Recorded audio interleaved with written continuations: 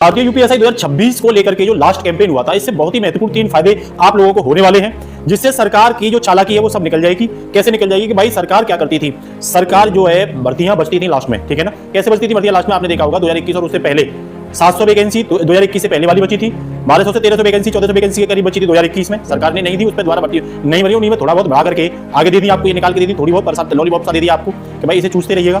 अब सरकार ऐसा नहीं करेगी, जो सरकार को अब पता चल चुका है कि बच्चे कितना दिमाग से काम ले रहे हैं। और इस बार के लास्ट कैंपेन में दिमाग से जो काम लिया गया वो ये लिया गया है कि सबसे पहले अहम बात 2000 वैकेंसी को बढ़ने को लेकर के जो करी है वो एकदम से स्मार्ट बात है, क्योंकि ये बात पूरी होगी ही होगी। और जब ये 2000 वैकेंसी बढ़ेंगी तो निश्चित रूप से कट ऑफ जो है आपकी नीचे जाएगी। ऐसे बच्चे जो बाउंड्री पर हैं, जिनके 3 नंबर से लेकर के 7 नंबर कह रहा हूं मैं, क्वेश्चन नहीं कह रहा हूं, ये ध्यान रख लेना, इतने नंबर को लेकर के ऐसा लग रहा है उनको कि हम रह सकते हैं, वो एंट्री मार जाएंगे। और देखना सरकार को वैकेंसी इसीलिए और बढ़ानी पड़ेगी कि सरकार ने 2021 में 9000 वैकेंसी दी और इस बार तो बढ़ के आनी चाहिए, क्योंकि हर साल लोग रिटायर होते हैं, तो इस बार तो सरकार को कम दी है सरकार ने, तो इस बार सरकार को निश्चित रूप से वैकेंसी बढ़ानी ही पड़ेगी। सबसे बढ़िया फायदा क्या होगा आप लोगों को, ये फायदा होगा कि जो वैकेंसी बचती थी उन्हें सरकार अगली भर्ती में लगा देती थी।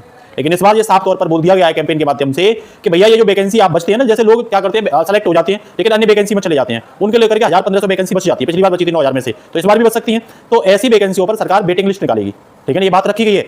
और 20 तारीख की जो मीटिंग हो रही है शासनादेश और सरकार को लेकर के, वो इस बात का प्रभाव है कि लोगों ने जो लास्ट कैंपेन किया है उसको लेकर के सरकार को कुछ ना कुछ अपने कैबिनेट मंत्री और शासनादेश और भर्ती बोर्ड के साथ बैठक करनी पड़ रही है, सोचना पड़ रहा है कि उसे कुछ ना कुछ तो करना पड़ेगा। चुनाव चांद पे आ रहे हैं, तो निश्चित रूप से ऐसे जो बॉर्डर पे हैं वो तैयार हो जाएं, निश्चित रूप से उनको फायदा होने वाला है। और इस बार वेटिंग लिस्ट अगर सरकार ने निकाल दी तो भैया और 1000-2000 बच्चों को क्या मिल जाएगा, बेनिफिट मिल जाएगा, उन्हें और मौका मिल जाएगा। वैकेंसी बढ़ने के साथ साथ वो जो बचती हैं उन पे भी क्या हो जाएंगे, इसी बार बच्चे एंट्री मार जाएंगे, ठीक है ना। दूसरी सबसे बड़ी बात मैं ये बता रहा हूं कि अगर 2000 वैकेंसी बढ़ी तो ऐसा नहीं है कि अगली वैकेंसी जो आएंगी उनमें वैकेंसी कम हो जाएंगी, ऐसा बिल्कुल भी नहीं है।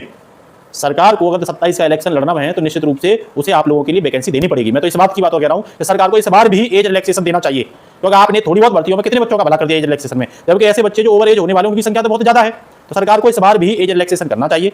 आप लोग बताइए बॉर्डर पे स्कोर से कितने हैं, कमेंट में आप जरूर लिखिए आपकी कितना स्कोर है।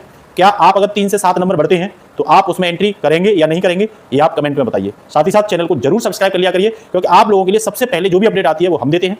और उसके लिए निश्चित रूप से आप अगर चैनल को सब्सक्राइब करेंगे तो नोटिफिकेशन आपके पास सबसे पहले पहुंचेगा और आपको इन्फॉर्मेशन सही और सटीक जानकारी आपको मिल जाएगी।